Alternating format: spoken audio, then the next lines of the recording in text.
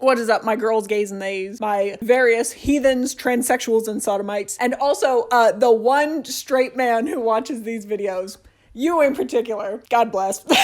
Anyway, happy Pride Month, everyone. If you've been here for a while, you might know that I like to read some books sometimes. I also have a history of asking for y'all's book recommendations because really, I just need more books to read. And also, I value your opinions somewhat. Maybe, if they're good. Oh, my spaghetti. However, like I mentioned, I have been asking for y'all's book recommendations for quite a while now. And while I have publicly addressed reading a few of these recommendations, I have not gotten around to most of them. Some of you might think that these just go into like a black hole of nothingness, aka my heart. However, I want you to know that every single recommendation y'all have ever given me, I have in fact written down and put on a list. Even the Harry Potter fan fiction. But let me tell you, the last year, I've been a busy little bee.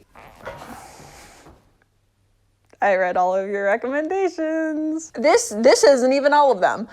Anyway, I've spent the last year almost entirely reading book recommendations that y'all have given to me. When I started this little endeavor, I thought that I was going to be able to get to every single recommendation that everyone gave to me. Now, the problem with the constant flow of time is that as things proceed in life, people give you more and more recommendations and the list never ends. So these are just some of the recommendations. I really did try to get to as many of them as possible for this. However, some of them take longer than others. I'm looking at you. Also, another thing is when I started doing this, I wasn't intending for these all to be queer books, but the more I kept reading it, I was like, wow, y'all are only recommending me gay books and they're all incredibly sad. And then I did remember that the original request for books came on my Song of Achilles video, which is the gayest and the saddest book I've ever read in my life. But now I've read more, and spoiler alert, some of these are worse.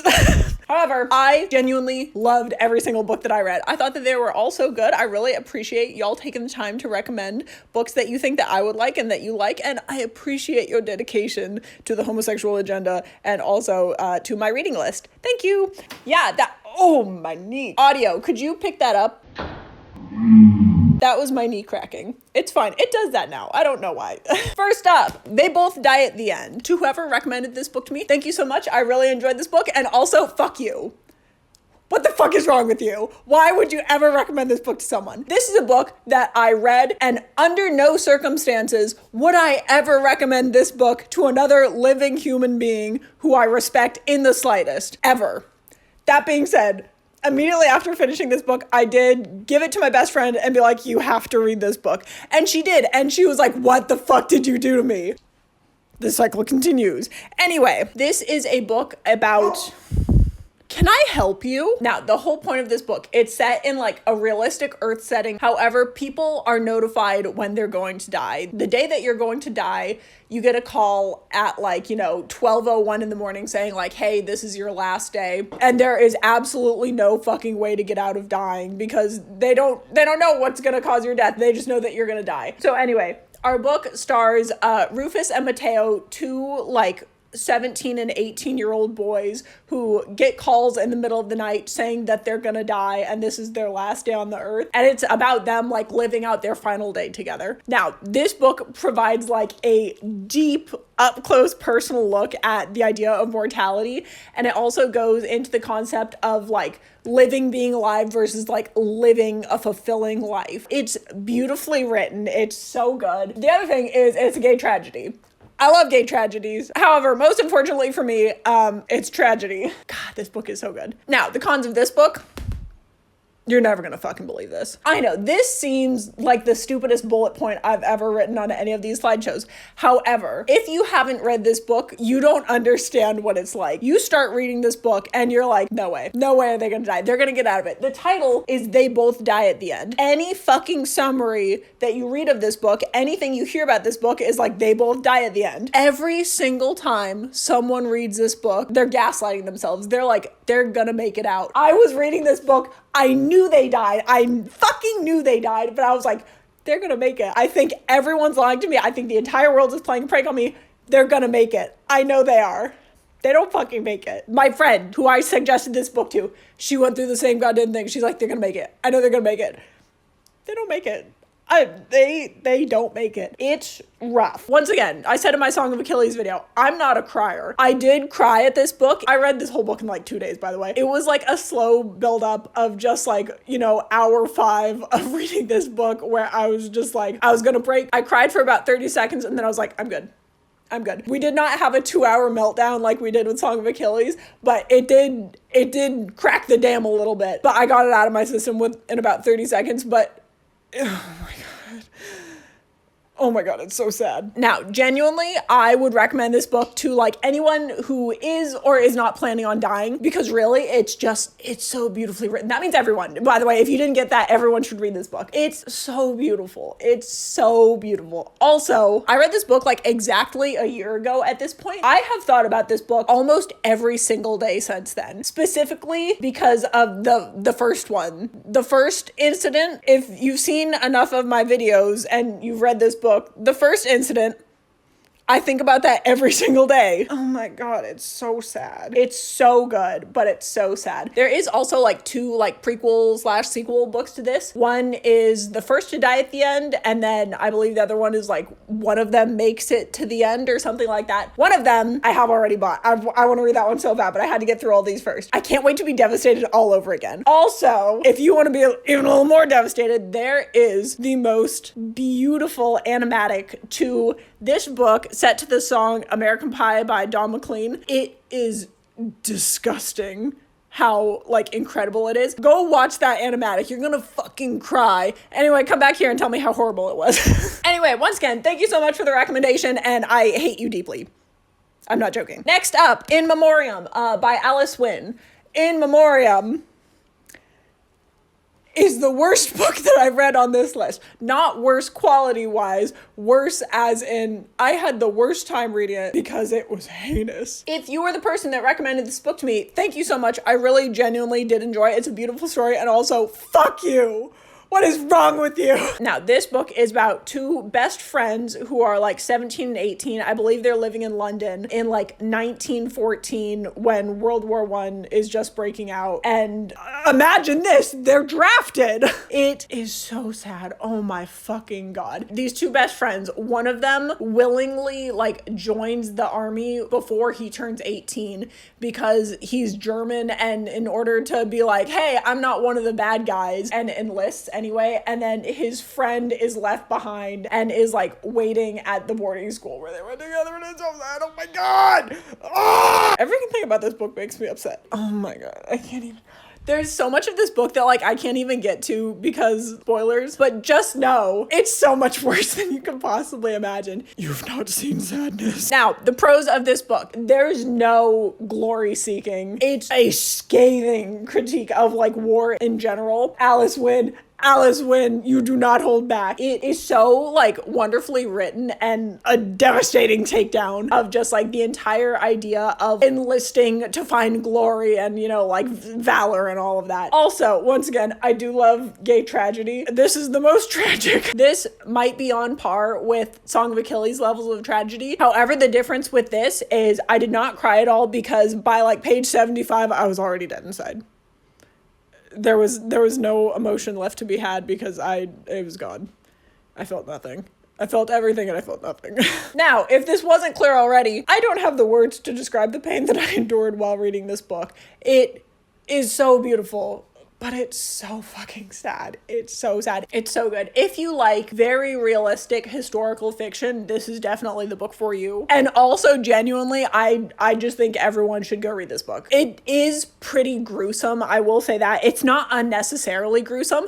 However, it is, you know, describing injuries that were obtained in World War I in the fucking trenches with like mustard gas and all that shit. So it is pretty brutal. However, it's not like overly graphic, but like it's bad. It's bad. It's so good. But like it'll hurt you deep down. Let me tell you. If you have a dad who is obsessed with World War I, recommend him this book. There may or may not be a couple of gay sex scenes in there. Don't tell him. Just see what happens. It's so fucking good. I can't even begin to describe it. Everyone go read this book. This book is insane. Also, one other thing I wanted to point out. This is Alice Wynne, the author of the book. This is like the little portrait that she has in the back of the book. Absolutely fucking stunning. Oh my god, whoever took this portrait, good job. Oh my fucking god, this is beautiful. Alice, you broke my heart. But thank you, I really did enjoy the book. It really was quite wonderful. Thank you very much for recommending it to me. Next up, the summer Hikaru died. Now, I may or may not have made this slide a little prematurely. I genuinely thought that one of you had recommended this book to me. Turns out you didn't. Turns out it was someone that I know in real life told me to read these books. But once again, I already had the slide done, so we're just going with it.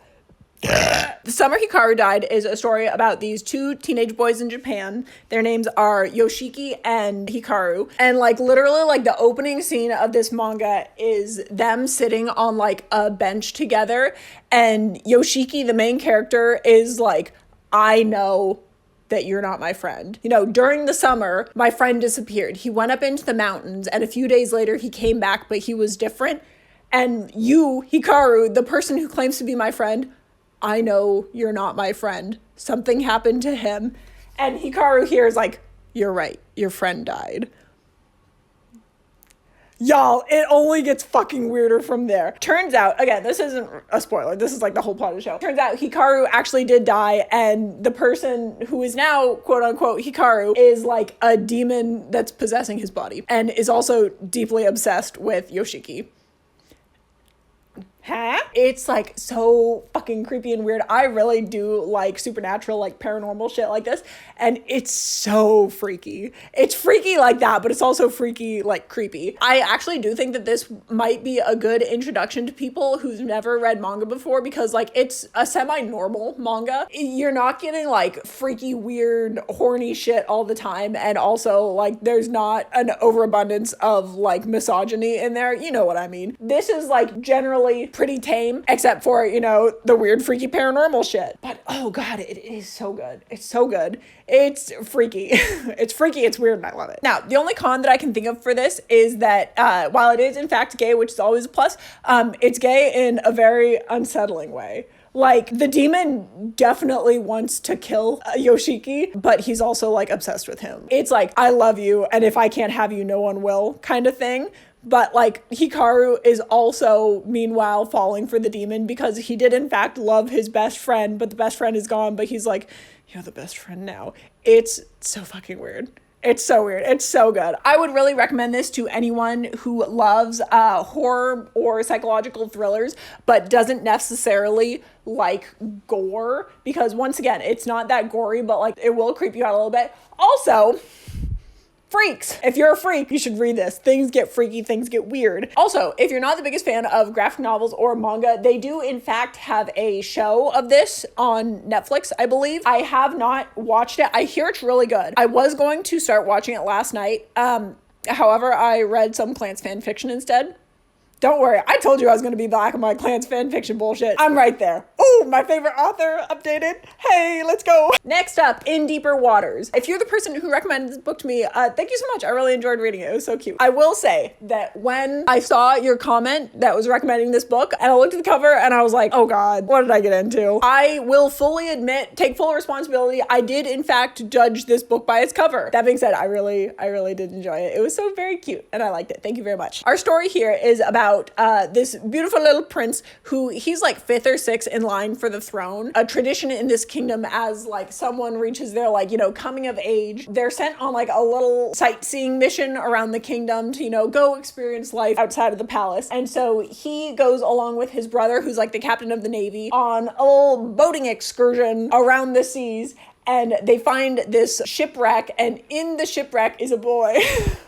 They find a boy alone at sea. Anyway, something weird's going on, but he's like, this boy, he fascinates me. Can't get into too much spoilers. However, adventures ensue, and they're so goddamn cute. Now, this book is like it's really so sweet. It's so wholesome. It's all about like finding your like people and place in the world. It's a lot of like chosen family sort of shit, but also like his actual family. His whole family is like so cute. They're all so wholesome and beautiful, and I love them. Everything else on this list is a fucking hard hitter that makes you you want to die a little inside, this book is like the perfect little like light read. The only con that I could really think of for this book is that it is kind of predictable. I would say for 90% of the book, I could guess what was going to happen and I was right. However, I had a great time. It was fun. It was cute. I loved it. Once again, it is escapism. I had a wonderful time. I love seeing what's going on with these two at sea, these boys at sea. Totally nothing magical going on here. I would really recommend this one for anyone who, once again, needs like a very like lighthearted, wholesome, like fluffy story, a little bit of escapism,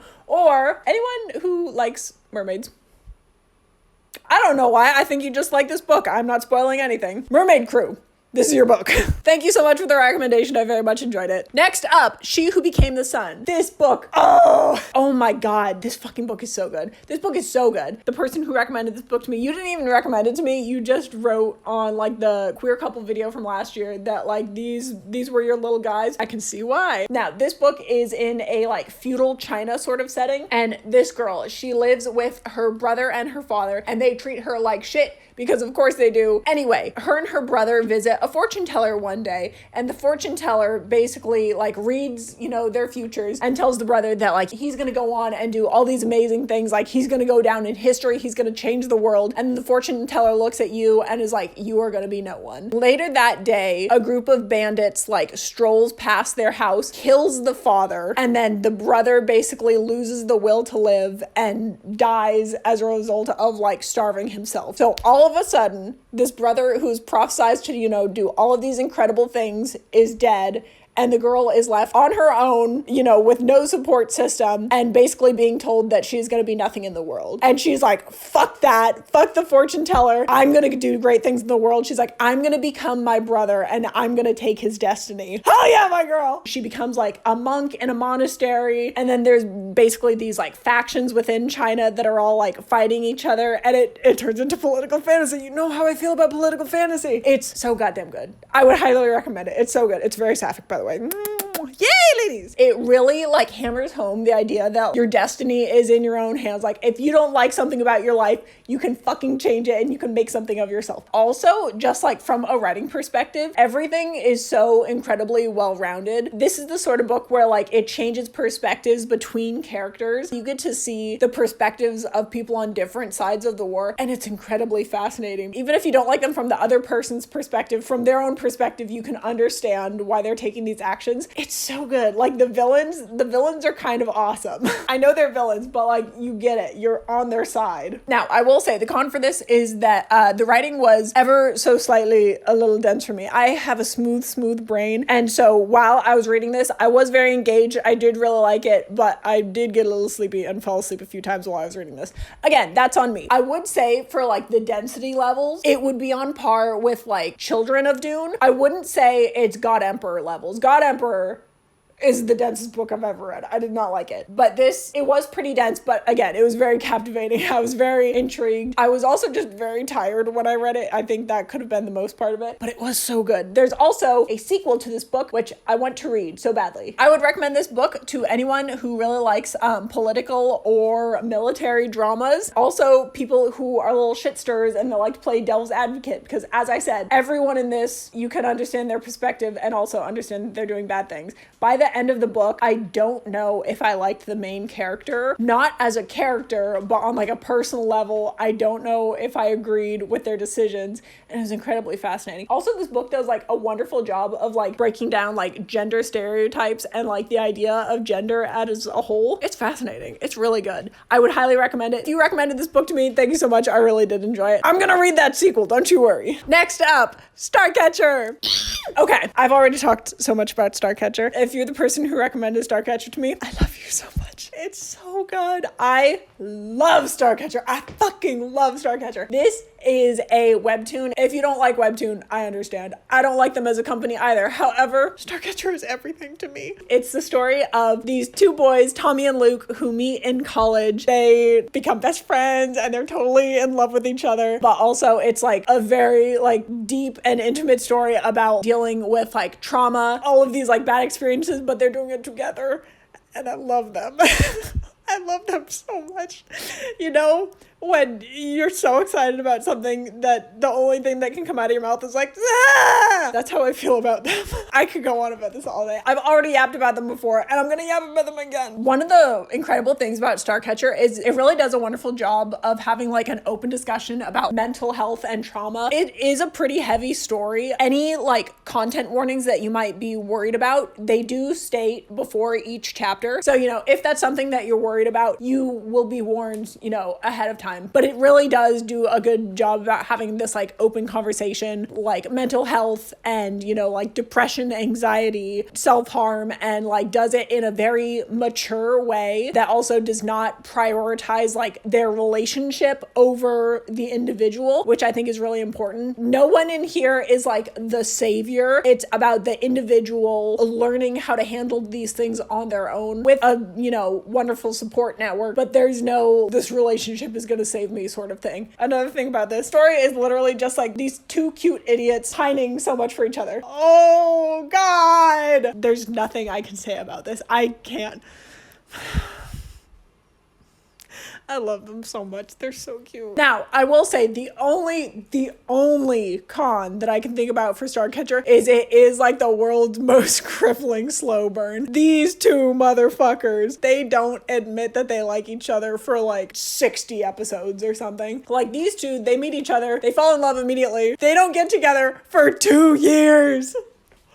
Come on! That being said, it's so worth the wait. It's so good. Also, I'm recording this on a Friday. Friday is Starcatcher Day. A new Starcatcher comes out in a few hours. And I'm doing this to fill the time because I have to do something to fill the time and wait until Starcatcher comes out. You know what I mean? Anyway, I'm very normal about this, if you can't tell. I would recommend Starcatcher to anyone who really does like, you know, like wholesome, cutesy, fluffy little dynamics, but also with a hint of devastation. They go through some shit. They come out better on the other side. I need you to know this. They come out better on the other side. Also, the last time I mentioned this, again, as I mentioned, Webtoon, a little bit of a poopy company. However, Rotania, the incredible artist here, does in fact have a Patreon. If you would like to go support her and her work as an independent artist, you can go support her there. Now, last time I did mention this, that on the Patreon, if you want to pay enough money, you could see potentially not safe for work content. Now, being the purveyor of truth that I am, I did not actually know this for a fact. So, you know, in order to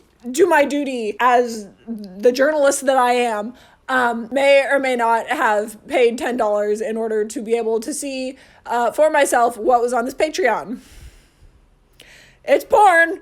I don't know where to go from there. Anyway, I've seen it. I've seen everything. I hope you enjoyed my $10. It was well worth it. Thank you for all that you do. Also, just earlier, I think this week or last week, Rotania announced that Starcatcher was in fact going to be like published into a book. It's going to be like next year, but I can't fucking wait. I will be the first in line to buy that book. Anyway, I love them so much. Thank you again so much for recommending that I read this. It's life-changing. I love it so, so, so much. Once again, if you want to check it out, I will leave a link down below and also a link to Rotania's Patreon if you want to go support her there. She's a really incredible artist. I really love it. Next up, Cemetery Boys. It's so good. If you recommended this to me, thank you so much. I very much enjoyed it. Now, Cemetery Boys is a story of Yadriel. He is a trans boy who is part of like this Brew X community who basically have the ability to speak to the dead. There's like this, you know, like ceremony that all of like the Brew X need to go through in order to have these powers and be a part of the community. However, for him, since he is transgender, they want him to go through, you know, like the girl ceremony, and he's like, I'm not gonna fucking do that because I'm not a girl. Rightfully so. And so he is sort of outcasted from the community, and so him and his kick-ass cousin try to perform the ceremony themselves to like prove everyone wrong. In doing this ceremony, he sort of summons the spirit of a boy that he goes to school with who he did not know was dead. The rest of the book is him and his cousin and this ghost boy who's super cute and super available now that he's dead, trying to like solve the mystery of his murder because he doesn't know how he died. He's trying to get that peace so that, you know, Yadriel can like release his spirit into the afterlife and then the ceremony will be complete.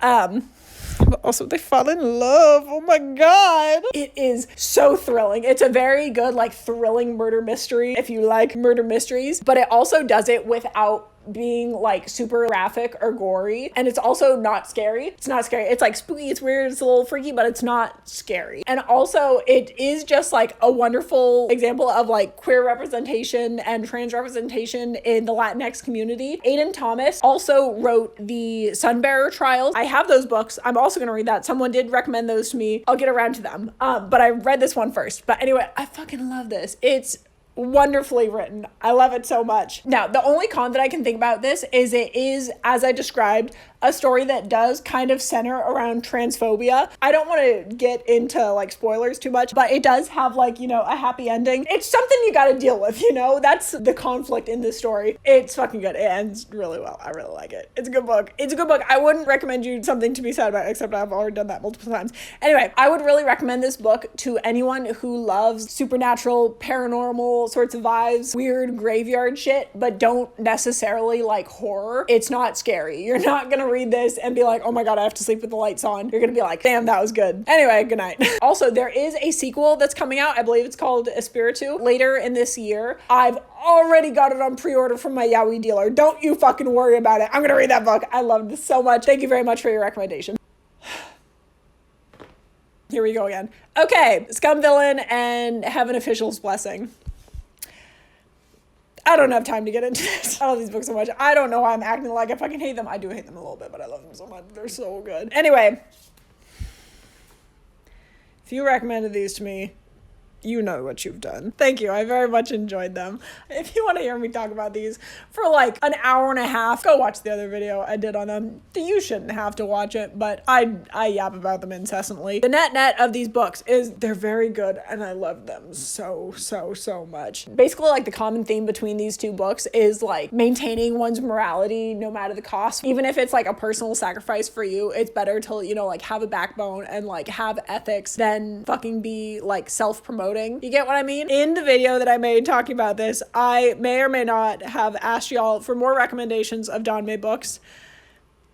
That might have been a mistake. Every recommendation that y'all have given me, once again, I've written them down. However, I did a good job of clearing out my recommended book list before that. And now it's like, I don't know, 3 times the size it was before. I'm never gonna get through these. These books on their own was 12 books. You wanna know why there aren't that many books on this list? It's because this one slide alone consists of 12 books. These books are incredible. I love them. If you wanna go check out that video, you can. If you don't, save yourself. Anyway, once again, all of the recommendations that y'all have given me, I have in fact written down, and I did almost get a little derailed and just start going back and reading Danmei, but I was like, no, I can't. I have to finish these recommended books first, so that's what I've done. But after this, I'm back on my Danmei shit. Don't you worry. There's so many that I want to read. Thank you for the recommendations. You've essentially ruined my life. Now, the cons for these books. Everything Hurts and I'm Dying. They're painful, y'all. Oh, they hurt. They hurt. I would recommend these books to people who have far too much time on their hands, and I'm not joking about that. This is a rabbit hole that you will unwillingly be sucked down, and then it'll be your entire life. I read 18 books in 11 weeks because of this. That's too many books. My brain is fried, and also it's a little stupid from reading too much Danmei. However, I regret nothing, and I'm gonna go read more Danmei. Okay, we're moving on. Next up, Countdown to Countdown. Once again, I already talked about this in the Danmei video. This is not, in fact, Danmei. I fucking love Countdown to Countdown. If you recommended me this, you know who you are. We already discussed this. Thank you so much. I really enjoyed it. Oh my god, Valinxi, you have my heart. Now, Countdown to Countdown is a story of Iris Black and Lilium White. It is about this like sci-fi fictional Earth where there are these human-esque hybrid mutants called Demiflora, and they basically all have these powers. However, not all of the population are Demiflora, and as a result, the Demiflora are being hunted down because people are either like afraid of them or they basically want to like harvest them for their powers, kind of like how people think, you know, like tiger bones are good for shit. They're being hunted down for slaughter, essentially. Iris Black, his mother creates this like utopia. It's this tower that houses, you know, all of these Demiflora. It's a safe haven. Turns out things are not as they seem. Iris is like this one-of-a-kind Demiflora. He is like the social pariah of this tower, and one day an intruder breaks in. That intruder being Lily over here. Y'all, things get wild from there. Y'all, trust me on this one. It's so good. It's so good. The concept of like this world in general is fucking fascinating. I really love it. The world building that like Valinxi does is just incredible. The art in it is just so fucking beautiful. It's Valinxi. Valinxi does all the art. Valinxi is incredibly talented. You should go support them. Also, Valinxi does in fact have a Patreon if you would like to go support her there. It's so beautiful. Once again, I did in fact buy the art book for this just so I could look at it, and I brought it outside and a bird shit on it right away. Now, the con for this is, once again, it is in fact the world's most crippling slow burn. The reboot of Countdown to Countdown comic, it started in like 2020. That was 6 years ago. They still haven't kissed. They're going to, but they haven't. These things take time, and I deeply appreciate Valinxi's commitment to quality, and I will wait the entire time. I will be here waiting for them to smooch just one time. But yeah, it's so good. But again, it's a slow burn, y'all. We're in year 6 of this, and I've only been here for like 3 months, and it's getting rough. Also, Valinxi, being the incredible artist that she is, makes her own fan art for Countdown to Countdown. Doesn't count as fan art if it's your own IP. The non-canon and canon like AUs that she has.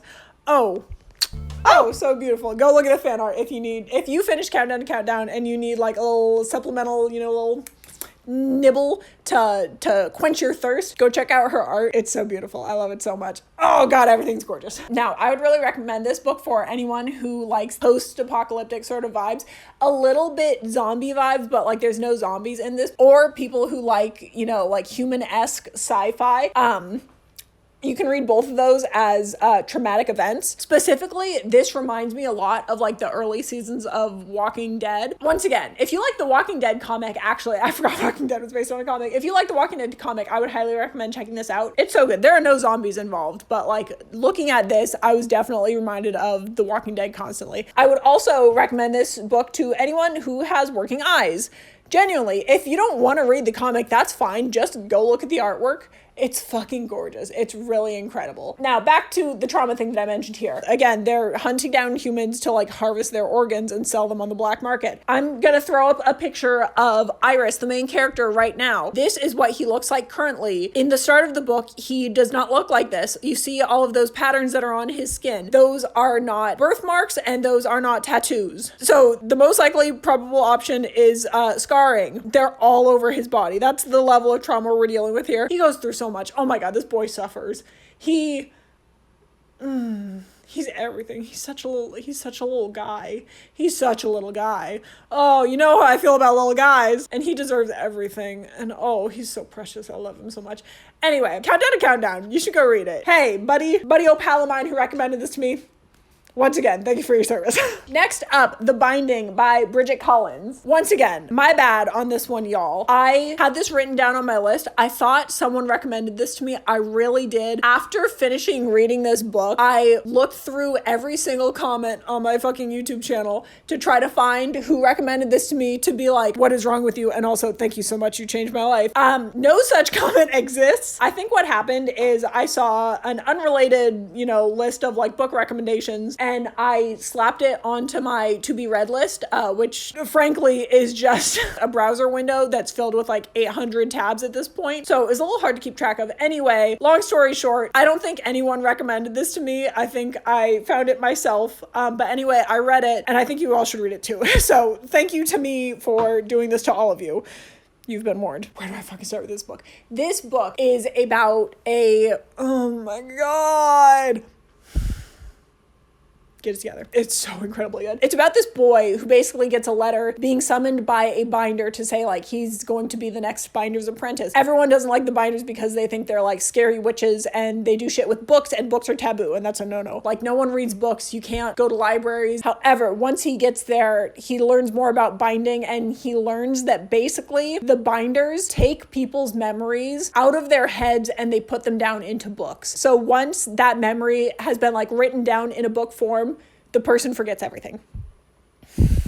This is very obviously misused by some people, and it's this kid basically like grappling with the concept of him being a binder, and also like learning from his like binding teacher, who's just like this wonderful old lady, and then, things start to go awry.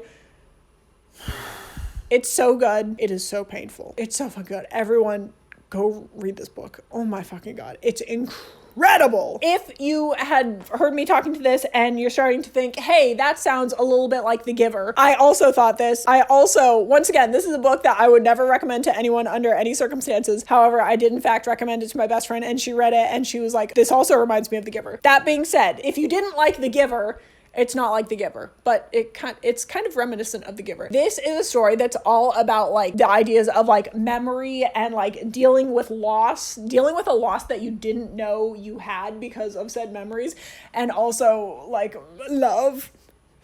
God, it's so fucking good. I I didn't remember that was the point that I made on there.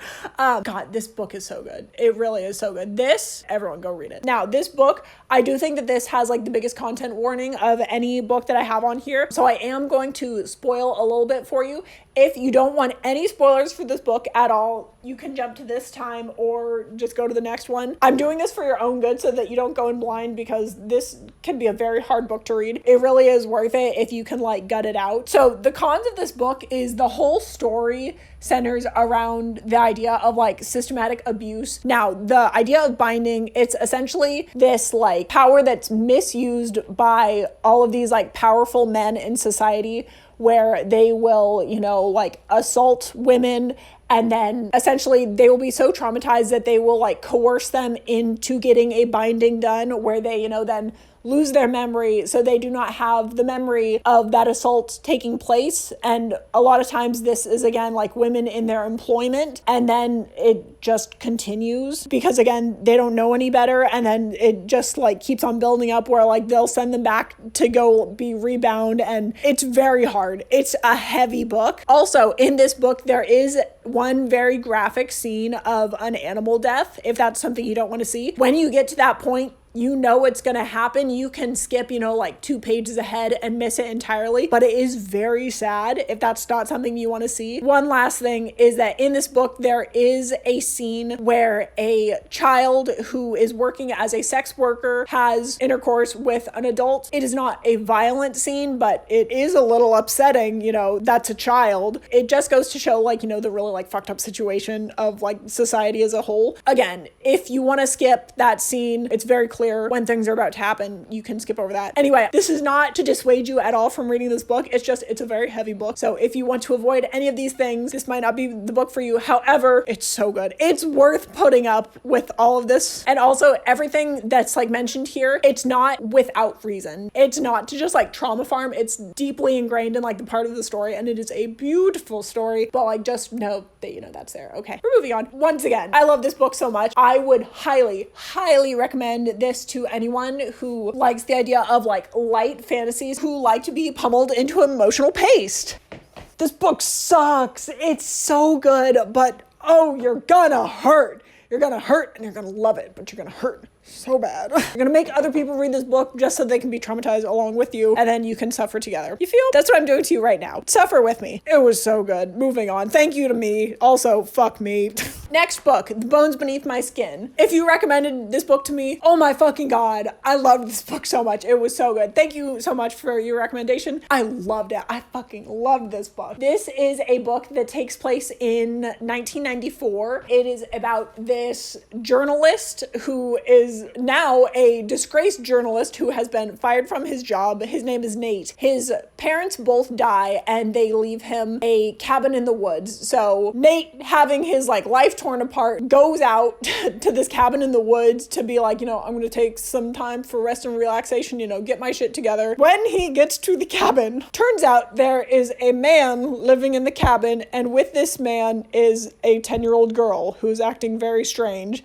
And they kind of take him hostage, kind of not really, but like weird shit's going on. It's so good. It's so good. I can't get into anything else. You just have to read it. Read this book. Oh my fucking God. The beginning of this, I will say it was a little slow for maybe the first like 50, 75 pages.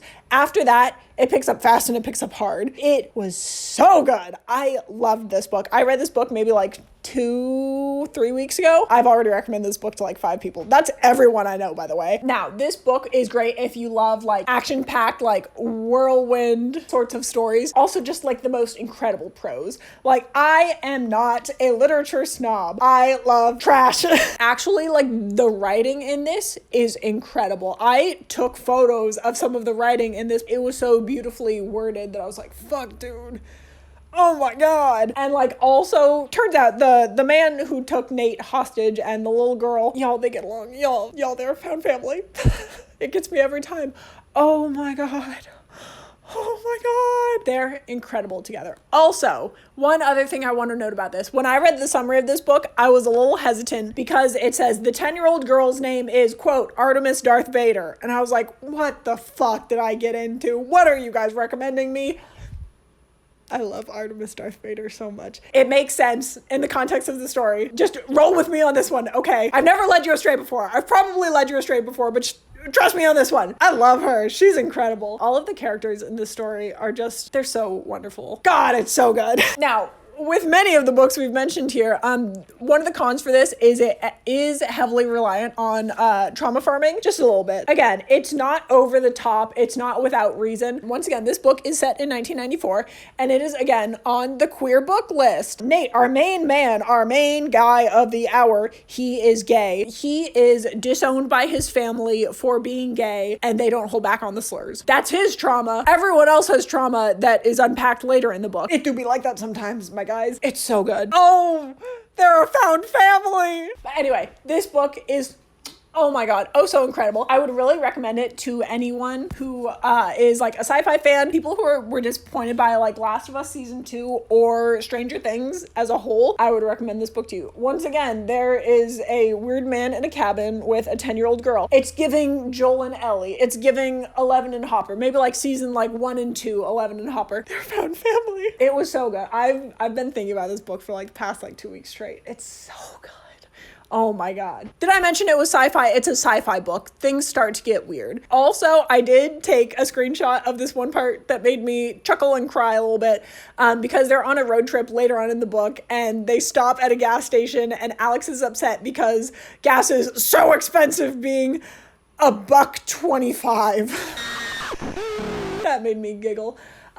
Giggle into my empty wallet. Also, I did in fact take a screenshot of like the author's note at the end because I thought it was like a very wonderful story about like his struggle to like get this published, the growth that we've had as a society in regards to like queer media. I'll leave it up here if you want to read it. It's very sweet. I love it very much. Also, go read this book. The book was so good. If you recommended this book to me, thank you so much. I loved it. I loved it so much. Next up, Jay's Gay Agenda. If you recommended this book to me, thank you so much. It was so cute. It was so stinking cute. This book is about a teenage boy named Jay. Jay lives out in, you know, kind of like the backwoods, sort of like a rural setting. And he comes out when he's like 14 and he is, you know, hoping that like he'll inspire people to like also come out. But in his little like rinky-dink town, like 4 years later, he's the only out gay person there is.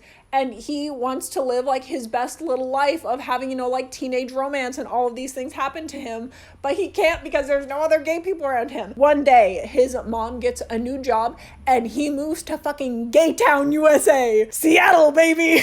Anyway, it's him like uprooting his life, going to a new school as like a senior. He has a little agenda of like everything he wants to do, which is, you know, like finding a boyfriend, having his first kiss, like having sex for the first time. And it's just so wholesome. It's so cute. It's so lighthearted. It's just like this coming of age story about like this kid experiencing, you know, like all of these things as a teen that he was basically like denied before. He basically goes on like a whirlwind of like, I'm going to do everything all at once now. I'm going to live my life. This is a book that's meant for like teens and young adults, but it also does a really good job of emphasizing the importance of like platonic friendships as well as the importance of communication, healthy communication with those friends and with like romantic partners, basically anyone in your life, and also the idea of setting boundaries. This is also a very sex positive book. I want to say that like this kid, he's like, I want to have sex with someone. And like absolutely no one fucking puts him down. It does a really good job of like communicating with other characters in the books who are like, I've had, you know, not so great experiences, and like here are my clear boundaries, and no one upsets those boundaries. Everyone is like very respectful of it. There are people with different mindsets, but like, you know, they're all valid as long as everyone respects each other.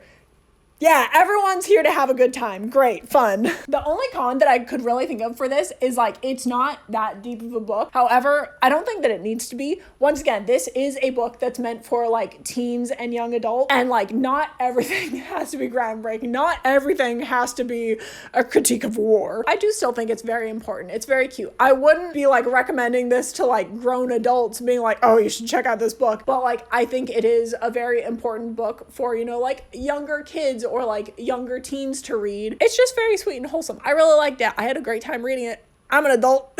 As I mentioned, this book is like perfect for like teens or young adults who are looking for like a very like uplifting story about like romance. Or if you're an adult and just want like, you know, a cute little wholesome time, I would recommend this for you. It was adorable. I loved it. You recommended this to me. Thank you so much. I very much enjoyed it. It was so cute. Next up, The Princess and the Grilled Cheese Sandwich. Whoever recommended this to me, thank you so much. I loved this. What time is it? I've been talking for far too long. I thought this was going to be a short video. It's not. It never is. Anyway, The Princess and the Grilled Cheese Sandwich. The title of it is so silly. I went to my yaoi dealer to have her buy this book for me. Have I mentioned what I mean by my yaoi dealer?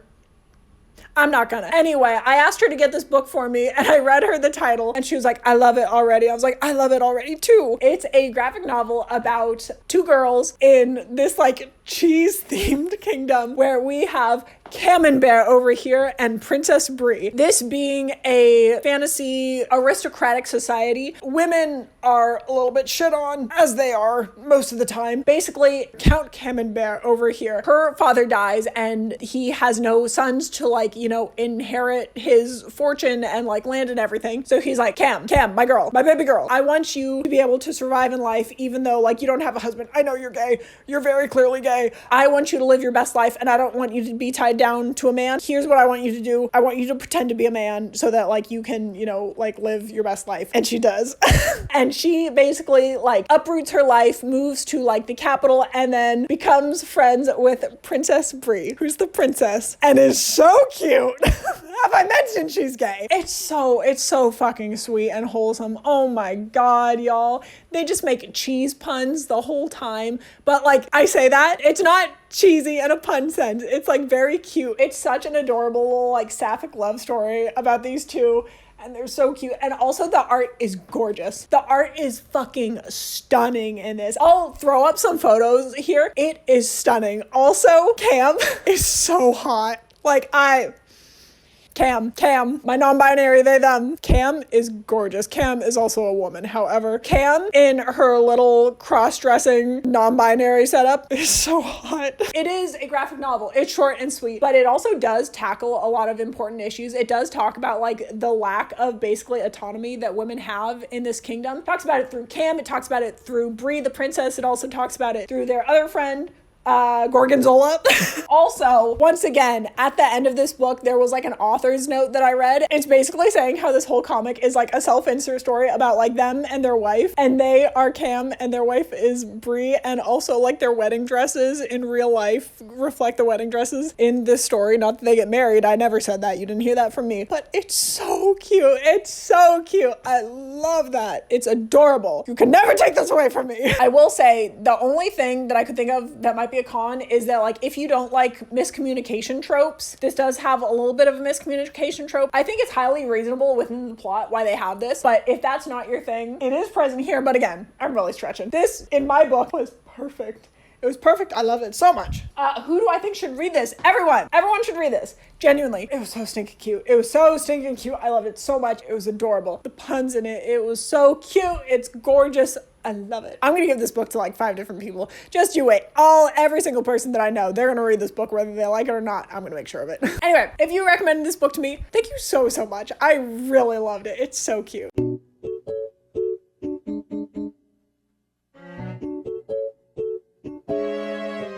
Last but not least, Amelia Westlake was never here. Y'all, If you recommended this book to me, thank you so much. I love this book. This book was so kick-ass. It's the story of these two girls who go to like an elite private school in Australia. I don't know what it is about this, but as soon as they mentioned it was in Australia, I looked at this cover and I was like, yeah, that's Australian. I don't know why, but it makes sense in my brain. It's about these two girls who they low-key start a political movement within their school because one of their like coaches at the school, the coach of the swim team at the all-girls school, is a fucking creep. And they're like, we need to get rid of him. They start their little own teenage rebellion. Hell yeah, girls. It's all about like these teenage girls, like pretty marginalized, constantly shit on group of people. It's about them like taking agency with like a completely like non-violent civil disobedience path. Hell yeah, I love to see it. It's really them just like taking down the authority. Everyone at their school is so like stuffy and gross and, you know, like part of the system, and we don't like the system, and they're gonna dismantle it from the inside. This book might not be for everyone. It is very lighthearted and like not graphic at all, but it does center around the idea of like systematic abuse that exists within the school. Also, specifically that abuse taking place with minors. There's nothing very like horrific going on here, but it is like people being like creepy, weird freaks around kids. And we don't like that. That's bad. That's bad. Anyway, this book, it was so good. I loved it so much. I finished the book like yesterday. I loved it. I finished it in like 2 days. It was a very quick read and it was a very fun read. Anyway, I would recommend this book to anyone that feels like powerless against like the system at large, because it's all about dismantling the system. Rebellions, baby, let's go. They're so cool. These girls are awesome. They're also, have I mentioned it? It's a little bit of enemies to lovers. Yeah. Anyway, if you recommended this book to me, thank you so much. I really enjoyed reading it and I had a wonderful time. So thank you very much. Gotta switch out this battery. Someone's been fucking talking too long. My spaghetti's all cold. Is this battery also dead? Did I put it in backwards? Hello? I fucking didn't charge my battery. God damn it. Hold on. Hi, I'm back. Turns out some idiot didn't charge the spare camera battery because they're just supposed to charge on their own. I then proceeded to spend the next 7 minutes looking for said spare camera battery because I couldn't find it while the other one was charging. Turns out it was in the camera. Anyway, I made a s'mores. We're all good. I thought about Mateo the entire time. We're moving on. Anyway, Amelia Westlake was the final book that I read for this list. If you were the person that recommended the book Perfect 10 to me, I want you to know that I did in fact read the book and I really, really enjoyed it. However, I did not want to include it on this list. This is a book about a boy who goes on a date with a bunch of potential suitors. One of these suitors is a predator, and I did not feel like the book did a good enough job to make this man clearly into a villain. Actually, I feel like it went out of its way to try to convince you that he's not that bad of a guy. You're wrong. He should be in jail. Anyway, I want you to know I did in fact read your recommendation. I really did like it. If it weren't for that one man, that book would have absolutely been on this list. However, I don't feel comfortable recommending that book to an audience of potentially children. I hope you understand. But anyway, I really did like your book. Anyway, thank you very much for all of your recommendations. I love them. And that's all I have to say, except I lied. We're reverse Unoing this shit, baby. You recommended me books, and I'm gonna recommend you books. Let's go. If you were in fact the person to recommend any of these books to me on this list, I have a little recommendation for you. Or if you have read any of the books on this list and are looking for more recommendations like that, I got you covered, buddy. Don't you worry. If you like the book, They Both Die at the End, I would recommend the book If Tomorrow Doesn't Come. This is a book that, once again, is very heavy. I do want to give a huge content warning. This book is about a girl who, at the beginning, she is like actively going to a location to kill herself. Then she learns that an asteroid is headed to the Earth. It's going to wipe out the planet in 10 days. And she thinks, I don't want to cause my family, you know, like extra pain and suffering. I'm just going to stick it out for the next 10 days. It's basically like this whole family coming together and like, you know, living their final days together. It's a very uplifting story. Basically, the whole thing is about like her realizing that she wants to live. If you like this level of tragedy, you'll like this level of tragedy. It was very good. But again, if that's, you know, a little too traumatic for you, I got you, no worries. If you liked In Memoriam, I would recommend Therapy.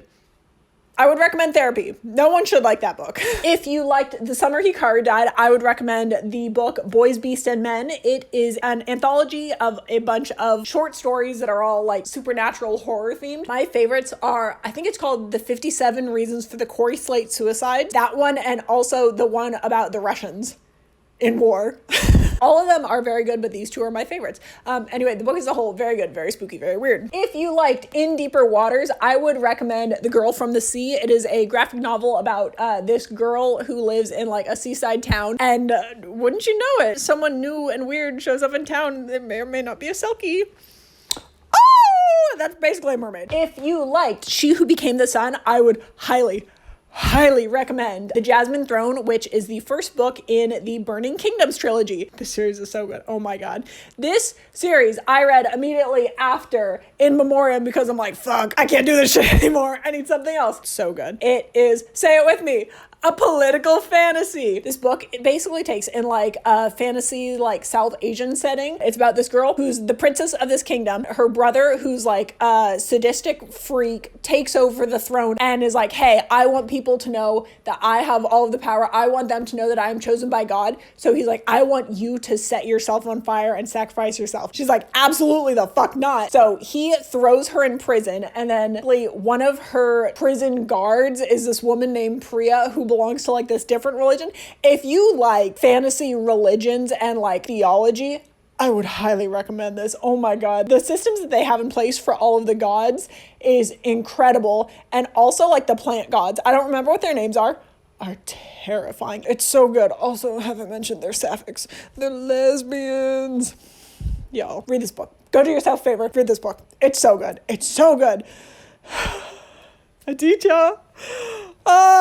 If you like Starcatcher, I've already talked about this. I also talked about Osora, which is another comic that I like, that I got into because of Starcatcher. That's a great recommendation. However, specifically for this, if you like Starcatcher, I would highly recommend Star Children. Star Children is Rotania's other, actually like first web series. It's the same characters. Starcatcher is a Star Children college AU because Star Children is like a fantasy sci-fi setting. It's so good. It's a story that's centered around Maria and Cheru. I love Maria and Cheru. They're so wonderful. And in this, like, Tommy and Luke are like kind of like background secondary characters, but it's so good. It is unfinished because she did start, Starcatcher full time, but it's so good. It's absolutely worth reading. Also, it's really nice to see how her like art develops over the years into like the Starcatcher style that it is now.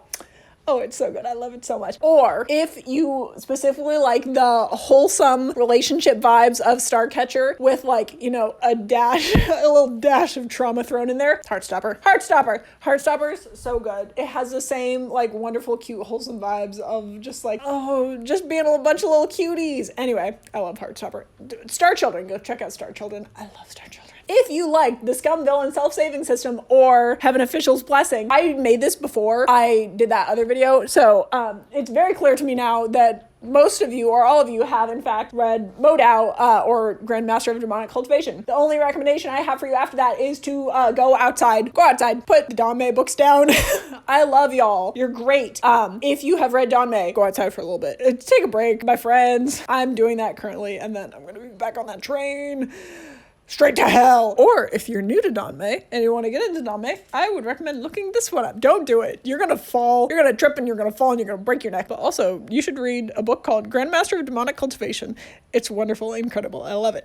Now, if you like Countdown to Countdown, I would highly recommend this other webcomic that I just started reading. It's called Nove. Again, I started reading this like earlier this week. It's so fucking good. Oh my god. It's been going on since like 2017, I think. Nove is basically this like webcomic series that's about an like astronomer's apprentice and a necromancer in 1400s France.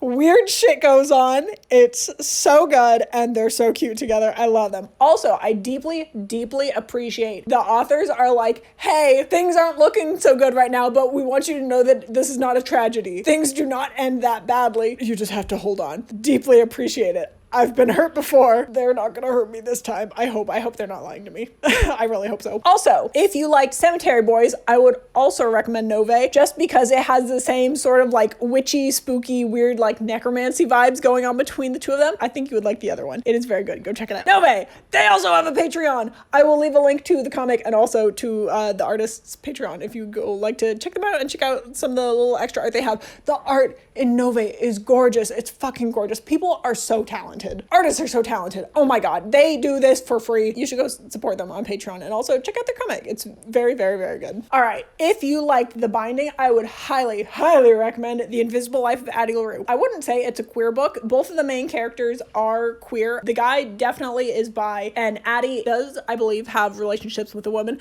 but that's not like the focus of the story. The focus of the story is all centered around the idea of like memory. It's got, that going on there. This is a story of Addie LaRue. She is a girl in, I think, 1700s France. She's basically going to be like sold off to a gross old man to be married to her. She's like, I don't want to do that. So she makes a deal with the devil. Basically, he's like, you can live forever, but no one will ever remember that you existed. You will never make a mark on the world. As soon as like you're not in front of someone talking to them, they're going to forget you ever existed. And his thing is like, once you want to die, you come back to me and you beg me for death. It's her outsmarting death for centuries. It's so good. I would highly recommend it. If you like The Bones Beneath My Skin, I really think that you would like Countdown to Countdown. These two have a connection in my brain that I can't quite pinpoint why.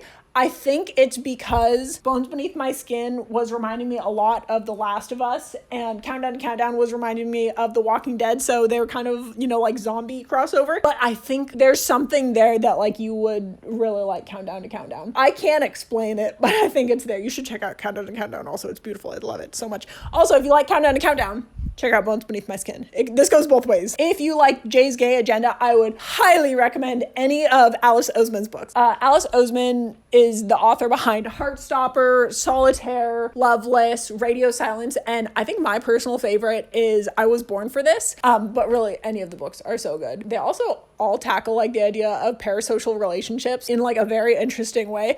I would highly recommend them. I like them. They're pretty lighthearted. They're so good, but they're also kind of a little fucked up, but they're great. I love them. If you liked The Princess and the Grilled Cheese Sandwich, I would recommend The Prince and the Dressmaker. It is another graphic novel that has a lot to do with like the ideas of gender expression, also considering royalty. I will say, I did like Princess and the Grilled Cheese a lot more, but The Prince and the Dressmaker is quite cute. It's about this boy who is the prince. He also likes to dress up in like beautiful gowns and like go out and have like a social life. It's also about like this girl who comes into the palace and becomes his dressmaker and is his like best friend and confidant and the provider of said gorgeous gowns. It's wonderful. It's very wholesome. Last up, if you liked Amelia Westlake Was Never Here, I would highly recommend the movie Bottoms. Scratch that. If you've never seen the movie Bottoms, highly recommend it. It is one of my favorite movies in the world. It's so fucking funny. This movie's so good. Everyone, stop what you're doing right now and go watch this movie. It's about these two girls who are in high school and they're like, we are both gay and we have no game.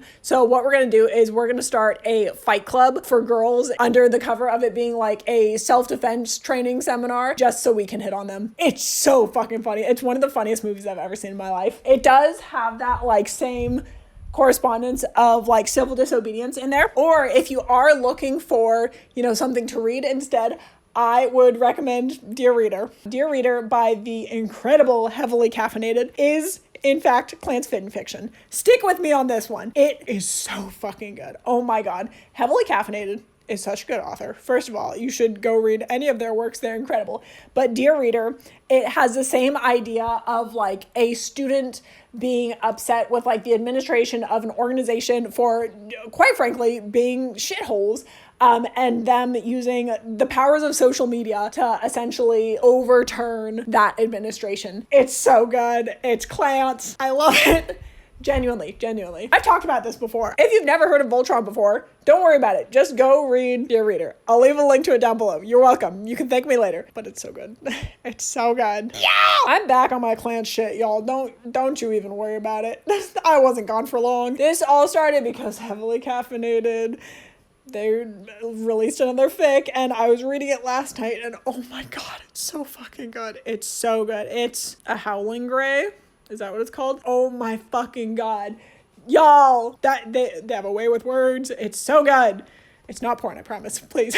Now, one last little thing that I want to touch on is if you are interested in reading any of these books, if you're interested in reading any other books this season of gay, here's how you can go about finding them. First and foremost, go visit your public library. Public libraries are such a wonderful tool and a vital part of the community. You should go support them. a lot of them, it depends on where you live, obviously, but a lot of them do have a really wonderful selection of queer books, whether they know it or not. A lot of them during Pride Month, they will have little like Pride Month stands that and like pick out, you know, like favorite choices that you can go read. Also, have I mentioned it's free? They supply knowledge for you for free in a literally limitless capacity. Go support your public library. They need our tax dollars. This is a good organization to support. I love the public library. Now, if you can't find what you're looking for at the public library, I would highly recommend looking at some secondhand stores next to find these books. First off, I would recommend a Friends of the Library program. These are basically programs within your libraries where people donate unwanted books that they have, and then the library sells them to raise proceeds for the library. You can find books there for like $1. They're so cheap. I bought the entire Dune series there for less than $10 before the movies came out. There's gold there, people. It's a gold mine. If you can't find anything there, because again, those sections are a little bit limited, I would highly recommend going to like used bookstores or websites. A lot of bookstores will sell used or new books and have like buyback program sort of thing. You can go there, or you can just look up like used book websites. I got a lot of these from thrift books for a highly, highly discounted price. Great selection. Also, you know, general thrift stores, again, the section there is going to be kind of hit or miss, but do have some great books. I have been working on getting a collection of all of the Percy Jackson books before I start reading them exclusively from thrift stores. It's been going great. There's so many goddamn books. You can also look at like eBay or like Facebook Marketplace to find these books, especially series. I would highly recommend looking on eBay for. I bought all 8 Heaven Official Blessing books and all 5 Modao books from eBay for like $150, where otherwise buying them new would have been like $300. It was great. I've never won an eBay auction in my life. I won an eBay auction for all of the Modao books. The bidding started at $50. I bid $50. I won at $50. Fuck yeah, my guys, let's go. And the best part is these books are in like brand new condition. There was not a scratch on them. Actually, in the Heaven Official's Blessings book, there were some like sticky notes in there from like the person who read it before me. It was so funny because the only notes that were in there was a little doodle on the first page that was like, wow, the cover art's so pretty. And then also a note on a picture of Chi Rong that's like, his hands though. Cracks me up every single fucking time.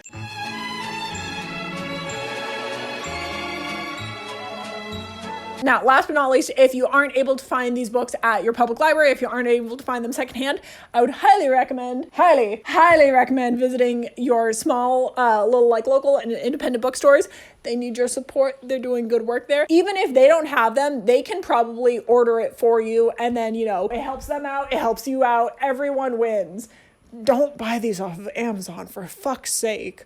Don't give that man any more money. And with that, that is actually all I have for you today. Y'all, I really thought this was gonna be short. I'm sorry. I talked too long. Thank you to everyone who has recommended me a book. Whether or not I've read it, I do have it written down. I do intend to get to all of them at some point. No promises, but I'm trying my best. I was thinking for June, for Pride Month, I could open up the community tab here on YouTube if any of y'all wanted to yap about your favorite queer books or like give any recommendations.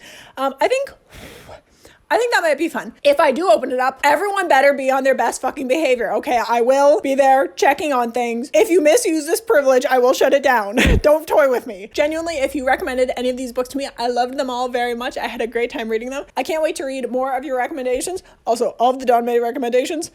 Y'all are fucking insane. I love you. You're insane. But I'm very excited to read some of those books. But anyway, that's all I have today. My battery keeps on dying. Someone didn't charge it. I don't know who that was. Couldn't be me. Anyway, I'm tired. I don't know the ending for this. Bye. Yeah, Pride Round 2, baby. Is this? It'll be fine. They always look like shit. It won't matter at all.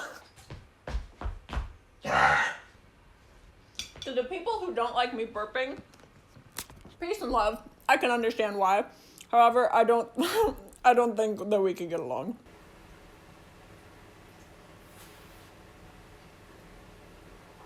You know, it was entirely possible to eat this before I started recording. I don't know what to tell you. Hello. Don't you eat my spaghetti. Is that backward? Why does it always look backwards? Does that always look... Hi. Oh, I'm sorry. Am I on your couch? Come here. Come up. Come here. Come on. Come here. she's homophobic. Anyway,